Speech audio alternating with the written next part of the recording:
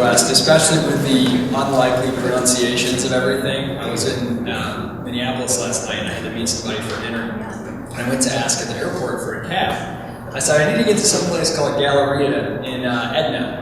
And they're like, and it's like 4 people. And they're like, oh, Edina. I said, oh, yeah. And then, of course, I come out here and I was calling it Willmar the whole time. It's apparently Willmar. And I don't even want to try to pronounce the county that we're in right now.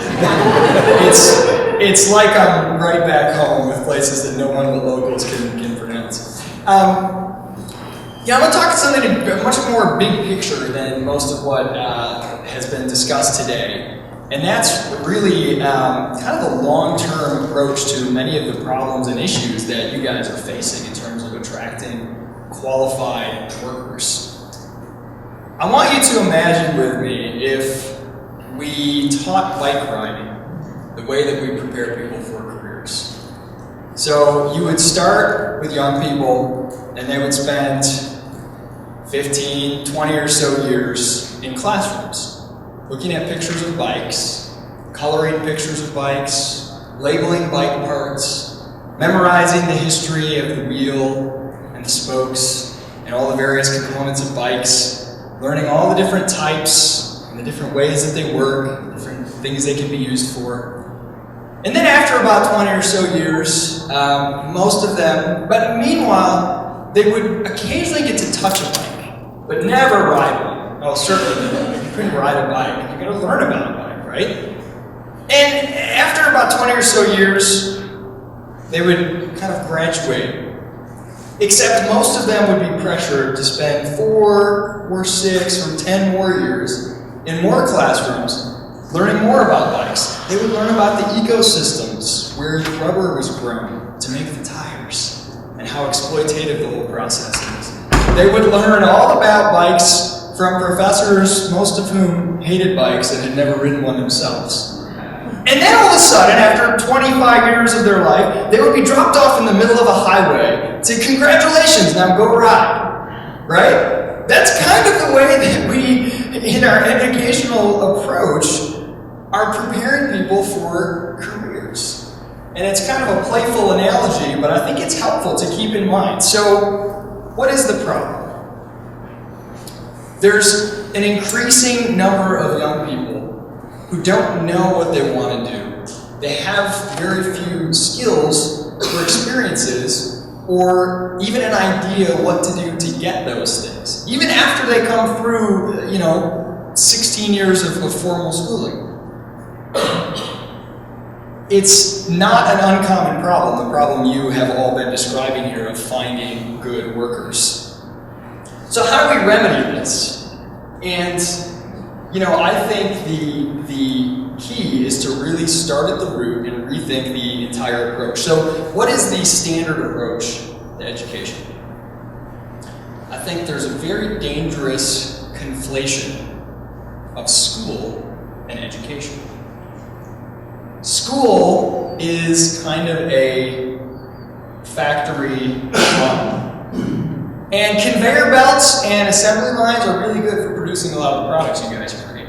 They're not really good for building human capital and for helping people discover the way that they work, the things that they're passionate about, and gain the skills that they need.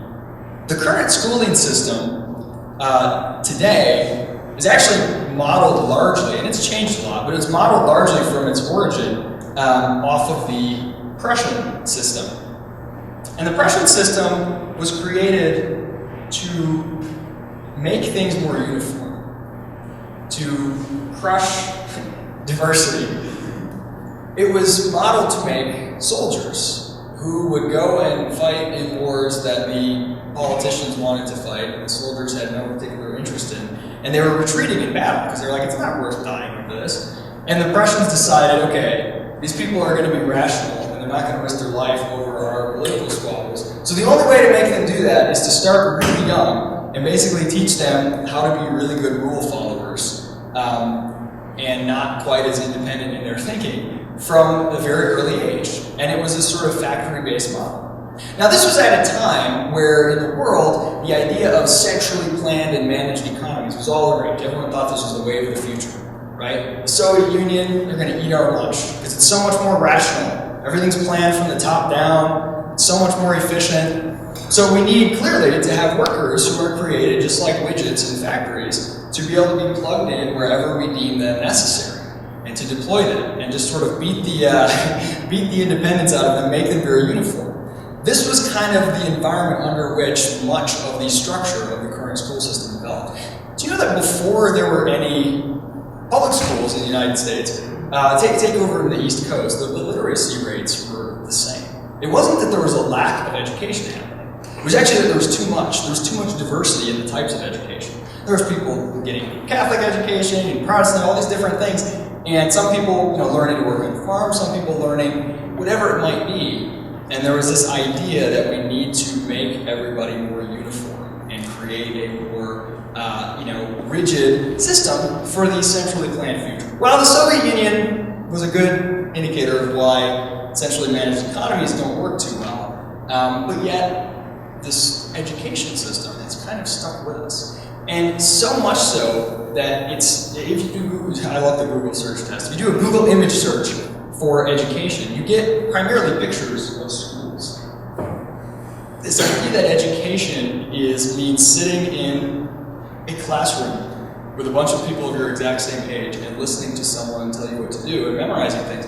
It's so permeated our mindset that it's hard to imagine the learning process as anything other. And I would argue that many of the features of this model are the root cause of many of the problems we have in terms of employees who are self-starters, who are self-motivated, who are curious, who are motivated, hardworking, and they take pride in the vision of the company. I think this has quite a bit to do with it. So, what do we need to do? I think we need to start from the beginning and build it around the individual. I run a company, and I'll talk a little bit about this in the end, called Praxis, and it's kind of an alternative and or a supplement to college.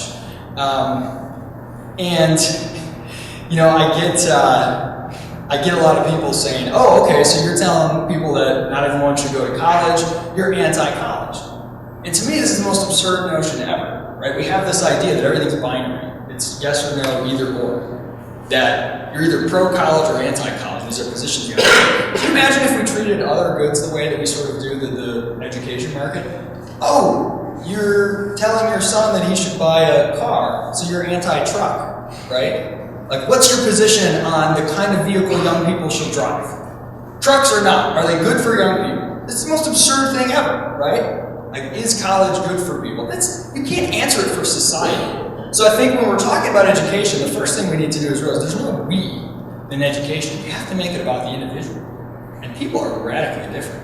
Who has kids? And you guys know that two kids from the same gene pool can be insanely different from each other in the way that they learn, the things they're good at, the things they're passionate about.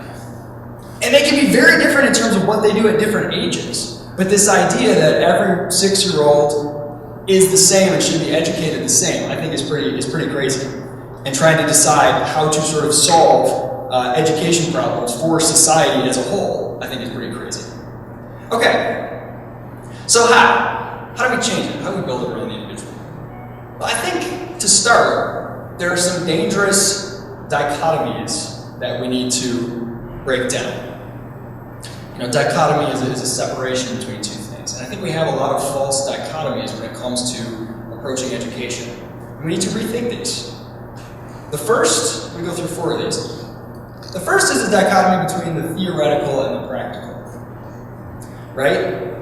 Things that you learn because they're valuable, kind of for your mind in the abstract, and then things that are practical that you can sort of apply to everyday life. And this dichotomy is really damaging because the real world doesn't work this way. Right? So this is the kind of dichotomy that leads us to say, well, we have educational institutions, and then we have vocational institutions. And these are very separate things. You can go learn liberal arts, or you can go learn, engine repair. And in today's world, the sort of vocational stuff is kind of looked down on for whatever reason. But I think this is a very dangerous dichotomy. Let's return to bike riding. there's a lot of theory and practice involved, right? You're never going to learn just by reading in books, by studying bike theory. The vast majority of how you learn how to ride a bike is really to do everything. I mean, to walk, to talk, to be somewhat normal in social situations, to use Google, to drive. Those are probably like the 5 most important skills that you can ever learn, by the way, right? Really, those are far more important than, who Ferdinand Magellan was. Okay, so the riding of the bike is learned through the practical side, through the practical application. But there's a lot of theory involved. Take, for example, the theory of what a helmet does to protect your head. That's one that you kind of don't want to learn the hard way, right? You sort of prefer to have someone explain to you why a helmet is valuable and sort of make those connections. And then you go out in the world and you ride that bike and you're sort of experiencing things and you're taking in all the sensory information.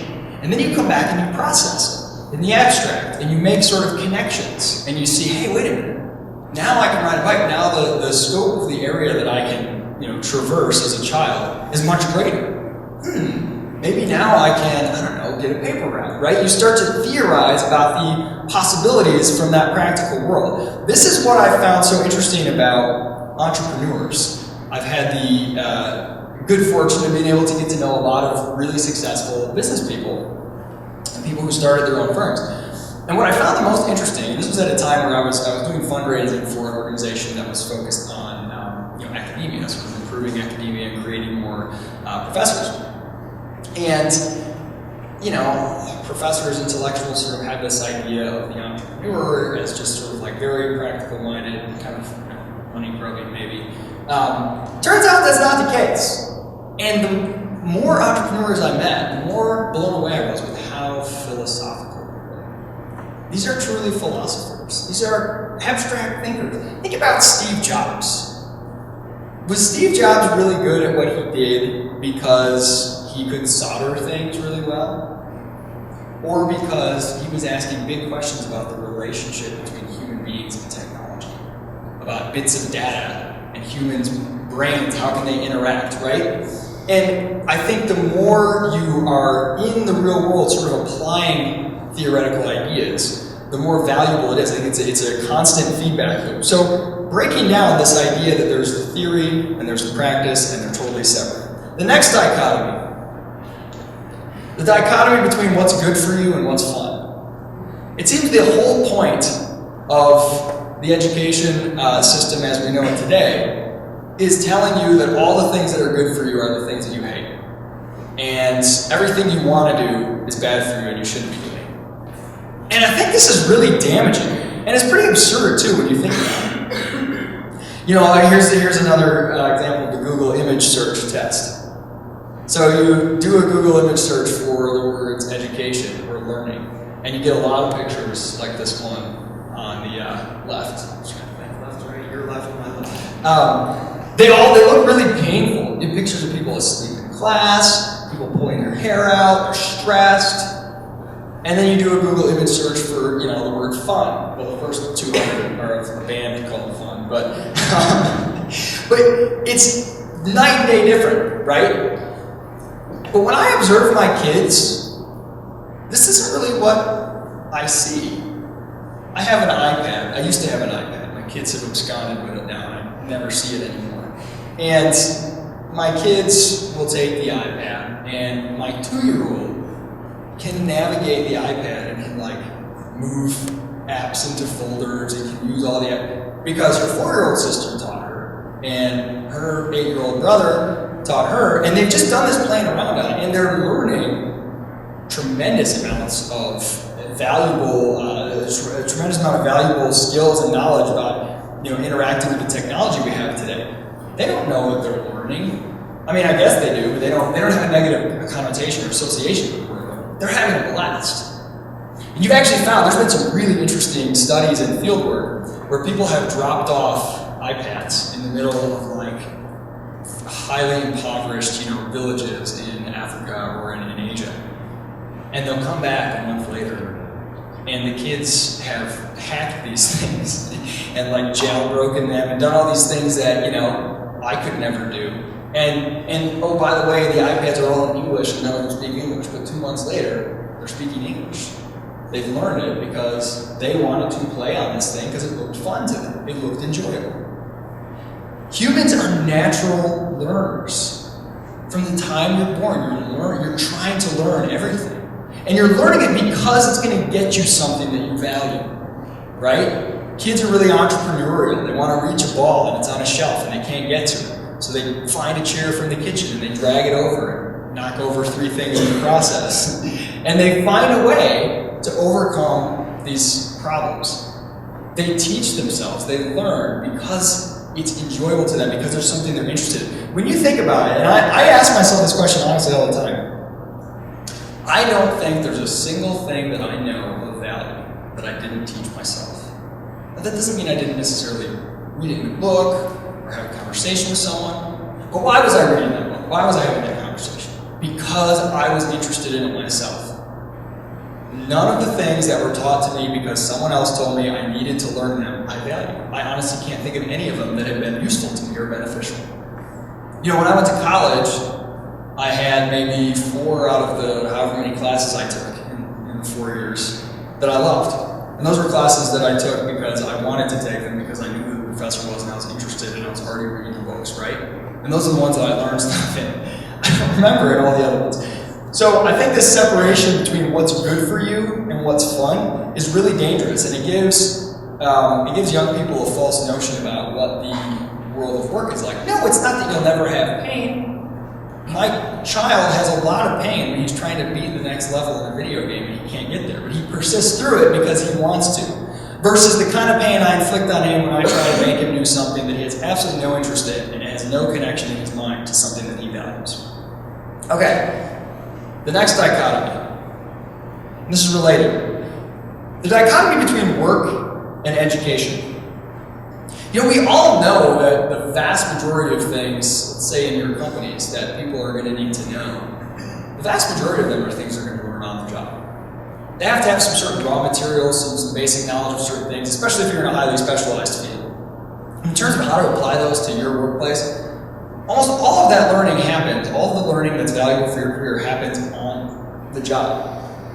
Yet, we have this world in which there's 2 distinct phases. There's the education phase of life, and then the work phase of life. And they're very, very separated. And again, it's like this bike riding thing. Okay, now we'll just drop you off on the highway, and you're supposed to just be able to ride. Well, no, that's when you actually start learning how to ride. When people get their first job, that's when they actually start learning how to be, do the things that they're going to need to do to have a successful career. The fact that it is sometimes illegal, certainly socially undesirable, for kids to work or be around businesses, even if they're not getting paid, rather than to be in school, this idea that school, just being in the classroom is the most valuable thing you could ever do. You should never be doing anything else. I think it's really, really damaging. We have this aversion to, if I said the words child labor, right? Oh my gosh, it's horrible, isn't it? Right? We're all picturing Dickensian factories where people are chained to the wall and plucking chickens or whatever. So we have this aversion to the idea of kids in these factory-like settings at young ages working. Oh my gosh, child labor sounds terrible.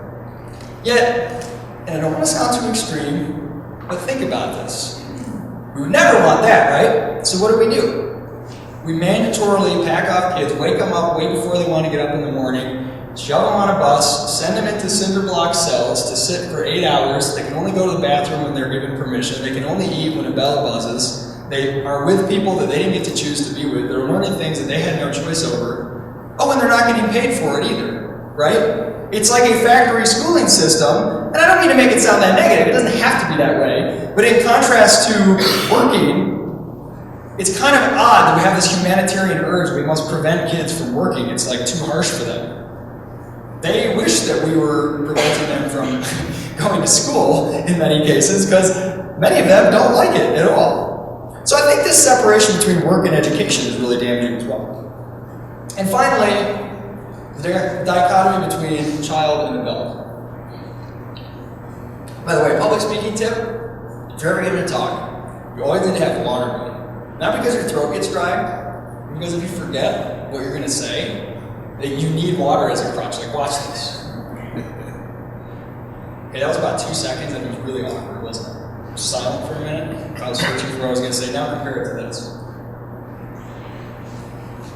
Just the same amount of time, but I took a drink. You probably think I was having some brilliant thought while I was drinking it. It's a great, great crutch. This dichotomy between child and adult. And we already talked about how different kids are. And this idea that, all of a sudden you reach age, whatever it is, 18, or these days, 38, I don't know. And then all of a sudden you can move out of your parents' basement and, now you're an adult, right? And you're off into the world. I think it's kind of odd. This is not a child and then all of a sudden one day adult. This is a gradual progression that happens. And it might happen different for different aspects of life. But if the goal of it is to create a simulated environment, it's a little bit safer, a little less risky, in which to learn the things that will help you live in the real world, then it would seem kind of odd that there would be this stark, now you graduate, now you're in adulthood, you're in the real world. It would seem that this would happen just sort of gradually over time. Like when you're riding a bike, it's not you just read and then you go ride all of a sudden. It's, you ride it, you wobble, you fall, you get a few skin knees, learn a little more, you have some training wheels, you take them off. And, one day you're riding, right? It just kind of happens, or talking, or walking. When did your child learn to talk? Well, I don't know. When did they learn their first word? I think maybe it was this time. When could they form a whole? I don't know. There's not a clear point in time at which they went from non-verbalizing to verbalizing things, right? It's a process that happens over time, and it's different for each child. And I think this sort of ageism that, when you're this age, you're supposed to do this thing, these things with people of your same age, and then all of a sudden you're an adult, I think it's detrimental in a lot of ways. There's actually a lot of really interesting studies on bullying.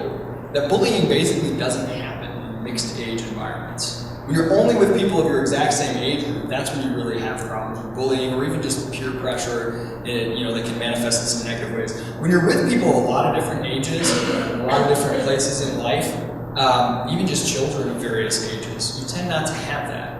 You tend to have a lot of really interesting learning going on, because kids learn better from older kids than they do from adults sometimes, right? And this kind of rigidity in terms of station in life, child, toddler, infant, whatever, to adult, I think is damaging.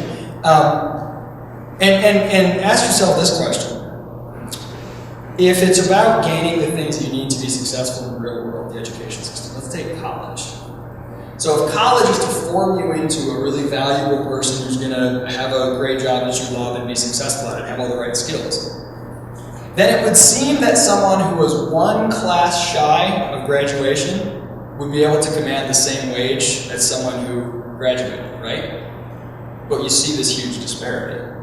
Well, is it because they really were just like an awful worker until they took that last class on underwater basket weaving to get enough credits to get that degree?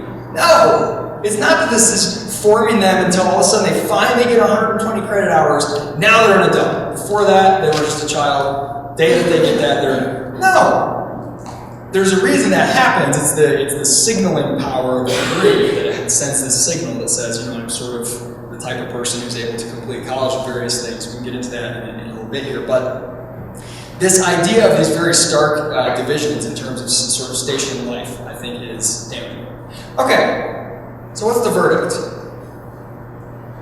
I don't think this has ever been a particularly good model, this kind of one-size-fits-all, everyone who's 6 does this, everyone who's 7 does this, everyone goes through. But I think the flaws were more easily hidden when in sort of an older economy, right? There are a higher number of jobs where you unplug a wire from one spot, plug it into another spot to transfer a long-distance phone call.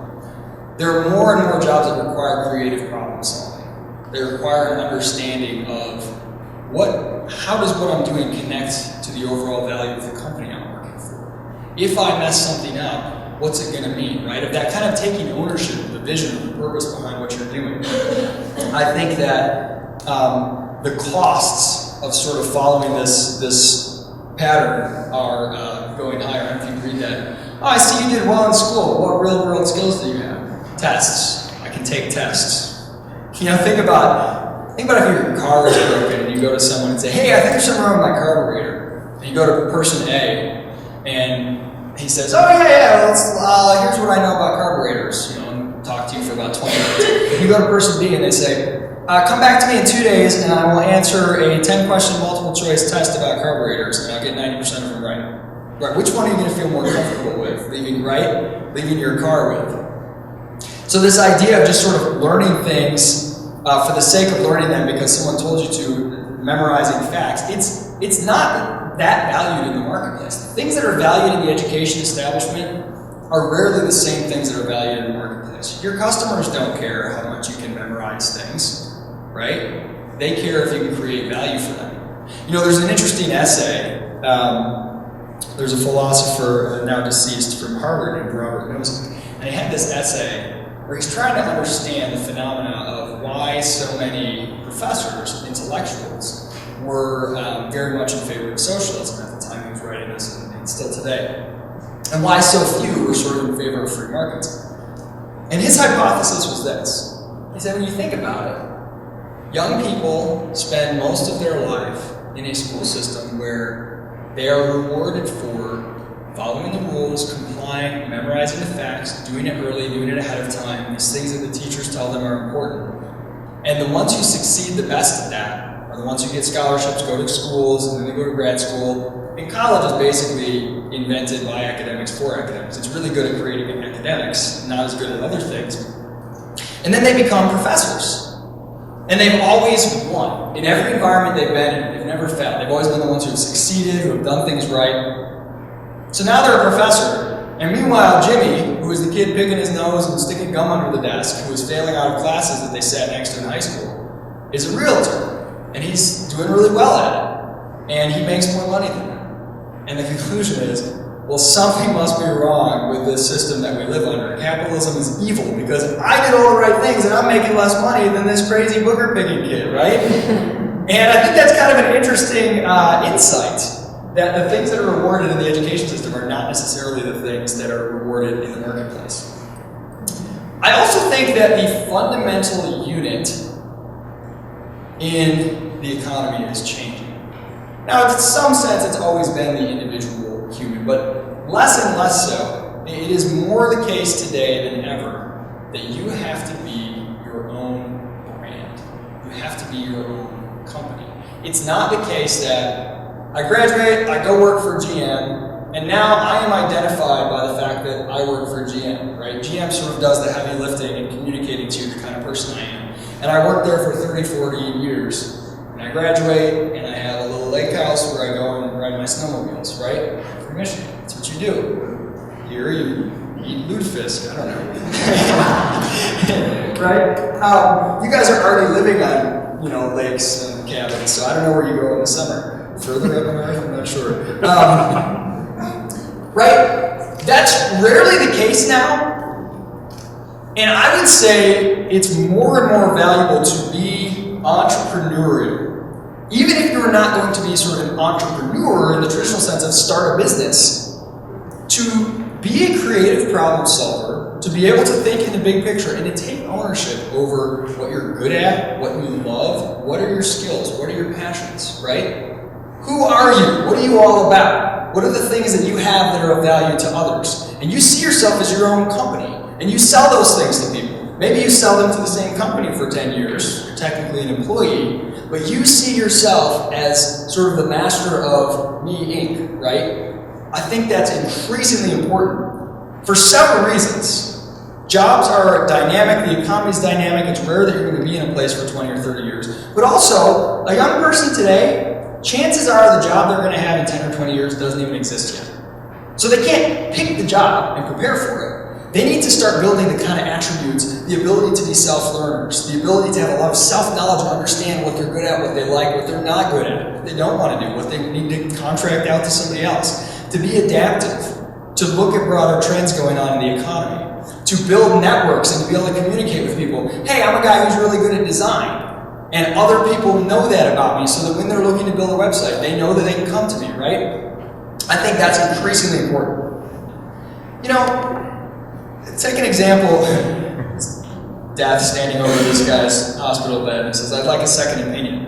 To give you an example of the increasing way in which I think our world is based around the individual as the fundamental unit of decision making, think about healthcare. Not the healthcare industry per se, which is going in all sorts of strange directions, but think about 50, 60 years ago, if you go to the hospital, let's say to have a baby, the dominant outlook at the time was sort of very paternalistic. The doctor tells you what you gotta do, and you do it, because he's the doctor, he's the expert, you gotta listen. Fast forward today, with the availability of so much more information, the consumer of healthcare has the potential to be so much better informed, to where, and it drives doctors nuts sometimes, well, doc, I did some research, and I know that if I take this drug, there's a slight risk that it might cause this and that side effect. I've opted not to do it, right? Or I would like to talk to, I want a midwife there at the birth. Or I want to do, I don't want to have a C-section unless it gets to this point, right? There's so much more knowledge that consumers have. They're sort of taking control of their own health, right? It's not just, the food pyramid told me to do this, and my doctor told me to do this, so I'm going to do it. There's far more of a vibrant market in terms of the information available and the types of decisions. People are demanding more and more alternatives. There are birthing centers and home births and all this stuff happening, and it's not just happening among hippies and homeschoolers, right? A lot of normal people are interested in this stuff too. And the kinds of diets that are out there, isn't everything. And there's not 3 TV networks anymore, where every one of us watches the same show on Tuesday night, right? I can't remember the last time I watched a show when it aired live. I don't even know if they still air shows live anymore. You just order the season on Netflix and watch the whole season in 2 nights, right? But everything's much more modular, and you're able to tailor it to yourself. You have to kind of take ownership and understand that you're in the driver's seat. I think education is increasingly going to go in this direction. It's going to increasingly go to, how can I build my education around me? It may consist of a hodgepodge of things. Maybe I go to a class a couple days a week in sort of a traditional setting because it's really valuable for learning X, Y, and Z. Maybe I do some stuff online for a couple days. Maybe I do this, maybe I do that. And you can build it sort of modularly around yourself. I think that's where things are going, and I think that's a really, really good thing. So all the pieces are here for the education revolution. The narrative hasn't changed yet. The mindset is still kind of stuck in the past, but all the pieces are here, and I think it's going in that direction. As I mentioned, you're in control. It's this modular sort of world. Young people today, they don't even understand the concept of paying $20 to buy an album because they like a song. They just buy the song, right? They can customize things to themselves. You don't listen to the radio anymore. You build your own playlist or your own Pandora station, right? Education is going this way, and this is a really good thing. This is a powerful thing, and we need to think about how to take advantage of that for ourselves, for our children, for our businesses. The technology is there. Take the online education world. Today, let's say you're at a college and you're going to take a class on Aristotle, right? You're going to go into the classroom, and it's kind of luck of the draw, whether your professor is good or not. They might be horrible and boring, and then you'll never want to study philosophy again. They might be great. And then you get really excited about it. But you don't really know. But today, if you want to take a class on Aristotle, you can go look at, Udacity or Coursera or Khan Academy or any number of these places, and you can find one of the 5 greatest philosophy lecturers in the world and listen to him and take his class, no matter where you live. You don't just have to happen to be on the campus that has a professor who's really good at X, Y, or Z. You can go put that together for yourself. If it's just about gaining the knowledge is now there. It's free. It's everywhere. Anything you want to learn about, you can learn about, basically for free. Truly, truly amazing. So what does that leave? That leaves the experiential part, the building of a network, the building of specific skills. Those things can all be gotten in a variety of ways as well, and I think combining what's available with online learning with real-world experience is the most valuable next step. Okay, quickly. Let's say you're going to build a career preparation education model for yourself, for your child. What are the things that you need? I'm going to say these 5 things are more valuable than anything else. Confidence, experience, skills, knowledge, and a network. Confidence is probably the most underappreciated and underrated thing that you need to succeed in any aspect of life. I'm sure some of you who have companies, an employee who's confident, it's hugely, hugely valuable. Who's, understands what they're capable of, is proud of that, and is able to execute on it. And you can't get confidence by hanging out posters that say, you can do it, with a picture of an eagle, right? You can't build confidence by telling people they're good at things or they can do anything. Especially with kids. If your kid goes out and plays a soccer game and they're the worst one on the field, and after the game they say, I didn't do very well. You say, yes, you did great. They know you're lying, and they start to develop a worldview that the world is just a big shame, right? If you say, no, you weren't as good as the other kids, you can push through and try to get better. Maybe you won't ever be as good, I'm not sure. You can try to find another sport. It's up to you. You're not always going to be the best at everything, right? Real confidence comes when you achieve something. When you watch that kid learn how to ride a bike, they are beaming, right? When you watch your kid, and as a parent, you always want to help them. You watch your little toddler trying to stand up and reach something, and you just want to grab it for them. But if you make yourself sit back, and they will try over and over and over. If they're frustrated, they'll finally get it, and now it has rewired their brain. This is powerful stuff to say, oh, the world has a series of causal relationships, and I have the ability to affect those, right? There are things that, cause an effect, and I can take action to achieve the ends that I desire. Wow, I'm capable of things. They build that confidence. So confidence and experience are highly, highly connected. Think about the way that, let's say in college, well, what are you going to do with your life? I think I'll go into marketing because I took a class. I guess I kind of liked it. You have no idea what a person does in marketing. What's a day in the life of a marketing person? I have no clue. Maybe I'll end up hating it. You see this in law more than anything. I know so many lawyers who make good money, but they hate their lives. They picked law because they were smart, and law school seemed like something that would give them a high earning potential. They'd never done it. They'd never spent a year filling out merger and acquisition paperwork to realize that it wasn't for them, right? Now they graduate, they have all this debt, and the only job that pays them enough to pay their debt off is the merger and acquisition paperwork job, and they hate it. Well, some people love that job, and that's great. But I think this experience is so key. You can't just learn about things by talking about it, by reading books. You've got to get out there and do it. Skills. Again, if you don't know what types of skills you're interested in, what types of things you're interested in, you won't know where to put that effort. How many people even know what it's like to do welding? We're talking about welding earlier. Almost nobody, right? If you've never been in an environment where you're exposed to that and where you see, people who weld are capable of doing X, Y, and Z, that's cool. I want that outcome. You won't know, right? In your history books, you don't read about great welders, so of course you have no interest in being a welder, right?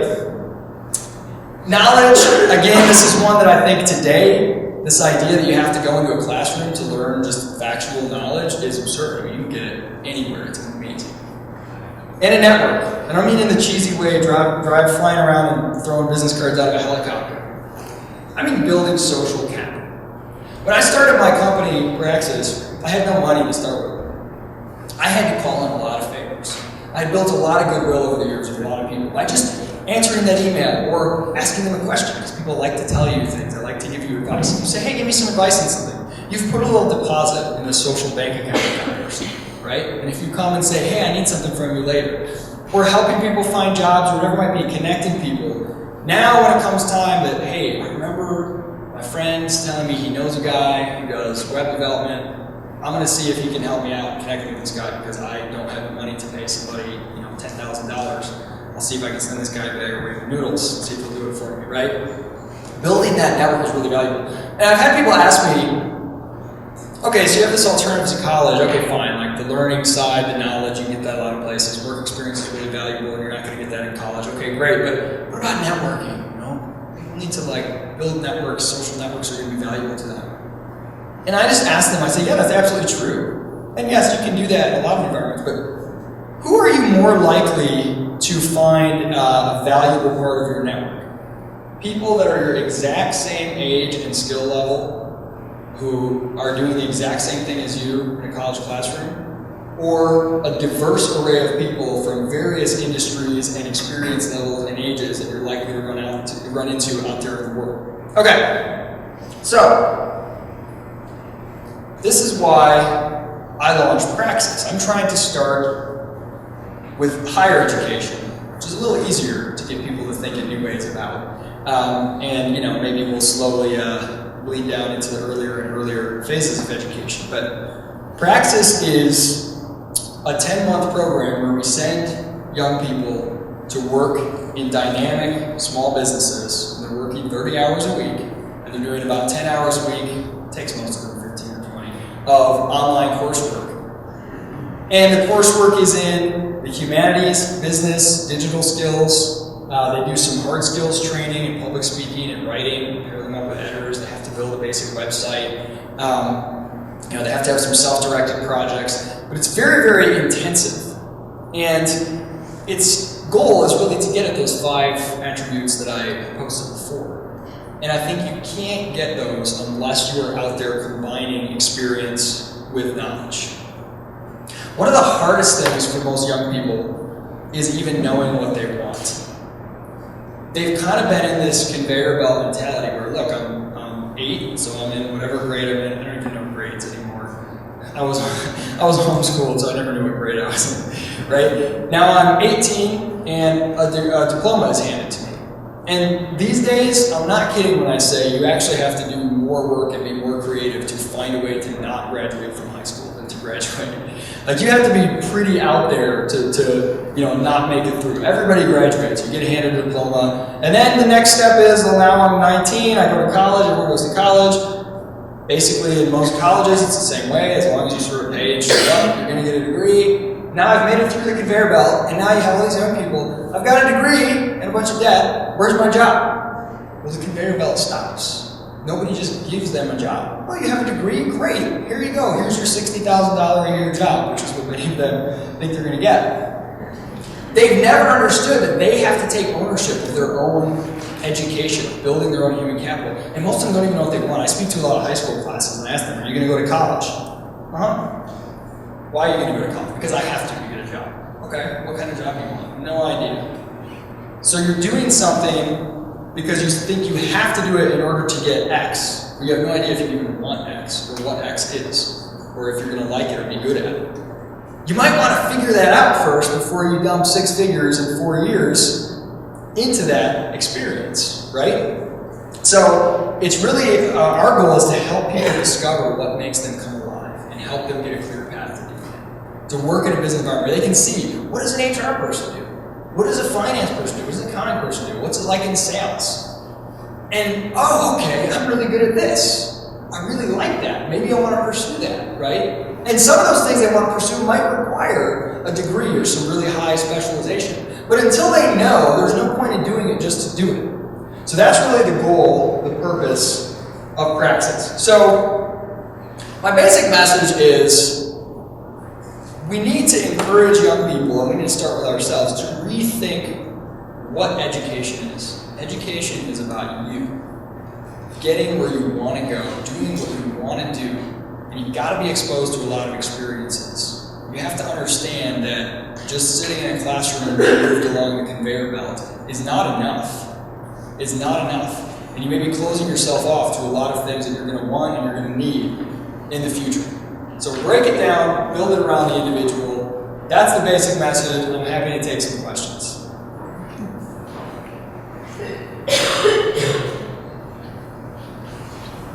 If we have it. You mentioned that school kids aren't paid. I've been in a scholarship situation, and when you hand out these scholarships, I'm not kidding you, there's lots of money handed out. And I guarantee you, a lot of these kids get more scholarships than their parents have made. It's just crazy. So that if they understand that, they do get paid. Yeah, that's true. There are definitely people, who are scholarshiped and even making money or getting, some sort of stipend or whatever in college. It's a minority though, but there are some who do. That actually reminds me of another interesting sort of point, is that the way that, and I live in a place where there's a lot of sort of tiger moms, people who are like teaching their 3-year-old Mandarin and all this stuff because they're so worried about it. They're thinking about college applications from the minute they're born. We have all these young people. There's an article in The Atlantic about this recently. who have literally never failed at anything in their life. They've always gotten good grades, because to them failure is catastrophic. And so they literally don't know how to fail without it crushing them. Now, how are you supposed to be an entrepreneur or even just a good worker if you don't know how to deal with failure, if you're afraid so much to fail that you're never going to try anything? I mean, imagine if we were like, okay, Johnny, we're going to learn how to ride a bike. If you stumble or fall, I'm taking away your allowance and all these other things. That's not a very good environment for learning. And when everything is, I've always gotten the award, I've always gotten the scholarship, I've always succeeded, the tolerance for failure is really low. And if anything, we want people at the youngest phase of life, when failure means so little in terms of their long-term costs. You know, if you try to start a business when you're 18 and it doesn't work out, you're not in the hole that much. If you try to start a business when you're 40 and you've got 3 kids and a wife, then you might, failure might mean a lot to you. You might have a much higher risk. So I think we need to get more comfortable with the notion of failure as well. That was kind of a tangent. Other questions? Yes? I'm a parent of 2 children and very intrigued by your message, and I agree with your message. And I'm involved in our school and changing technology and things like that. But with your business, what's the first step you would suggest taking as a mother of 2 children? And I'm very interested in finding out what are their strengths and what can we do as parents. Yeah. The tools that you have, what do you suggest? Yeah, it's. I find this with my own kids. The biggest thing is give them a huge scope of freedom to try a lot of things and explore. Now I know every parent's gonna say, "Well, if I let my kids do more of what they want, they're just gonna play video games all day." That may be true for a while, and then maybe they get bored of it. That may be true for a long time. But I think the key is asking the question: why do they need to learn certain things that they're learning? Let's take math, whatever math you're supposed to know in 8th grade. Why is that so important that they know that? Does it really matter to them? What are the odds that my child is ever going to do anything with any math beyond arithmetic? For almost every child, it's very low. If they have no interest in that, no inclination, why are you forcing them to do this just because other people have that age too? What are they interested in? What are some things they might want to pursue? Can we create more scope for them to do that? My son is really interested in art. Try to find somebody down at the local art gallery that he can just come and watch paint for a couple hours. I would much rather have him do that than spend a couple hours doing long division. He sees no value in the long division. And if he does someday, if he sees, oh my gosh, this is going to keep me from getting where I want to go, this inability to do long division, right? Now he'll have an impetus and motivation to do it. So I think giving your kids a lot of scope, and it's very uncomfortable as a parent to do this at times, to let them explore the things that are valuable to them and not to harp so much on the things that they don't care about. There's this great story. I think it's like the most popular TED Talk. Have you guys ever heard of TED? This online little videos where this guy, this guy, he tells a story of this girl who was failing all of her classes. All the teachers said she's learning disabled. She has all these problems. You need to get her on some drugs. You need to, force her into these remedial classes, which have this great social stigma to them and everything. And the mom was so fed up with running all this stuff, she finally went and talked to one particular counselor. And the guy said, and the counselor talked to the daughter first, and he wrote her mom. And the mom and the counselor stepped outside the room and closed the door. And he said, watch this. And the daughter turned on the radio and started dancing. He said, there's nothing wrong with your daughter. She's not learning disabled. She's not messed up in some ways. She doesn't need to be on drugs. She's just a dancer. You need to get her to a dance school. She doesn't need to be learning about all these other, classical trivium or whatever. She needs to be dancing. And the mom was kind of, I mean, I can just do what I want with my kid and have her go a different way. Okay, so she went to a dance school, and this woman is like one of the most successful Broadway choreographers today. But someone who probably would have been crushed in an environment where she was forced to do something that she wasn't wired to do. Think about Newton, Einstein, people who were called mentally retarded, who had to drop out of school because that wasn't them. Now, those might be extreme cases, but I think kids are so different, and our pressure to make them meet the average of their peers can be really detrimental to them really exploring and discovering what's good for them. One more question? I have a question or just kind of some insight. So now all of us here have these people, and we're the same way that have gone through all these traditional needs. And we work in a manufacturing environment where you have to put things together the way that they have to go together. Yet we want people to look at it and say, why are we doing it like this? Example, the other day, we had a problem with the way Suppose was running. And the guy went to the engineering department and said, why does it go up this way, over this way? We climbed it twice, comes over here, and ends here, instead of just going like this. And he said that's because it was designed that way. End of story. So whenever we have these people that are trying to go outside of the box, which we're trying to encourage, they get just stomped right back down. So now nobody wants to say anything or try and change anything. So, we want that, but we can't get it because they're afraid. Yeah, and that's one of the great misnomers. I have people, Isaac, you're telling me that everyone sort of has this entrepreneurial streak and creative problem solving out of the box. But look, there's still a lot of jobs where people just need to be able to sort of follow the rules. That's definitely true, but what's more valuable to you? Someone who is doing their specific task right because they understand what they're a part of, right? The classic, what are you doing? One guy says, I'm laying a brick, the other one says, I'm building a cathedral, right?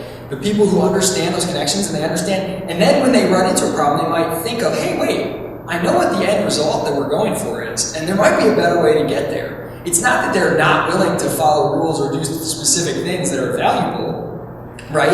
It's that they understand why those rules exist and what the purpose is. And they're not doing them just because someone told them to. I think that's what's really damaging. If you don't ask, what's the point? Why are we learning this? Why is this valuable? What's it going to get me? What is the goal that we're trying to achieve? If you don't ask those questions, then you'll just basically do what you're told. And in the most extreme, scary possible way to imagine where this can lead, sort of in a society-wide sense, think of the Milgram experience. People literally thought they were shocking people to death because a guy in a lab coat told them to. And they were just going to defer to the authority of a person telling them. They weren't even willing to say, is this right? Is this ethical? Or why are we shocking this, right? Now, that's a scary extreme example, but I think that mindset of doing things just because you're told without any curiosity about why it is that way and any inkling to know if it's really valuable to do it that way or not, I think is detrimental. So anyway, if you want to check out more about Praxis, which is sort of for 18 to 20-somethings, some people do it instead of college. Some people drop out of college because they hate it and practice instead. Some people graduate college and feel like they still need more. It's very competitive, but it's a really, really interesting program. Also, if you're interested in being a Praxis business partner and having us send you resumes of people that we think might be a good fit in your business during the 10-month program, you can check us out and let me know with that as well. We have 120 business partners all over the country. We're adding all the time. We have a diverse array of industries and fields. It's kind of a really great low-cost way to do a 10-month job interview with someone. They work 30 hours a week and get paid $10 an hour per program. Tim? Yeah, super practical. How do we get more welders here and positions like that? In your opinion? How do we get more welders here? Well, I mean, on the one hand, I think it would be sort of presumptuous, arrogant of me to swoop in not knowing anything about welding or Willmar and be like, let me tell you guys how to solve your welding problem. I'm not sure in general, but I think in the long term for any of these, whether it's getting more entrepreneurs, getting more people involved in skilled trades and not, thinking they need to go get a degree in whatever, sociology, just because that will make them, not looked down upon by their parents. All these things ultimately, I think it takes a cultural shift. It takes a mindset shift. There's been this pressure, I call it like educationary inflation, right? Everyone has a diploma, now it's not worth anything anymore, so everyone's got to get a degree, now that's not worth anything anymore, now you got to get a graduate degree, and it's really getting silly, it's getting out of hand, it has very little connection with the value you're going to have. It's kind of like the narrative, sort of American dream narrative with home ownership, right? Everyone has to buy a house. It's always a good investment, no matter the cost. It doesn't matter how much debt you have to go in, because the house is going to be worth more than that. You can sell it and take out a home equity loan while you're at it and buy a boat, right? And you've got to own a home because there's something like undesirable about renting. And that was a very dangerous narrative. And we saw some of the fallout with the crisis in 2008. And I think in education it's the same. This narrative that you're a loser if you don't get good grades in school in subjects you may not even care about, maybe of no value to you. If you don't go to college, if you don't go to a really good college, if you don't go to grad school, right? If you find something you're passionate about, and you enjoy, and you're good at, that's success. And I think we need to change that narrative and really. So the longer term thing is make welding sexy, right? I mean, there's a lot of people who probably really love welding. They don't know, they really don't know. So yeah, it takes a cultural shift, a mindset shift, and I think it can start with us as parents, and not putting so much pressure to sort of be like everyone else and conform, and really letting kids explore what they love. Okay, if you guys have more questions, I have a couple flyers over here. Check out the website. Thank you so much for letting me come by and talk.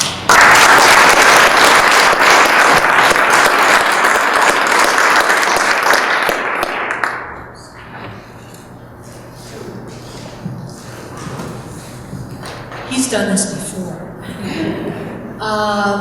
That's the conclusion of our seminar this morning. I hope you had some takeaways from it. I hope you got some new ideas, some different ways of thinking for your own business. Got something about the employment law that everybody needs to be educated about. I want to thank you for your attention. I want to thank all our sponsors. Miss Vicki did leave some flyers about workplace violence. They'll be outside on the table. And thank you for coming.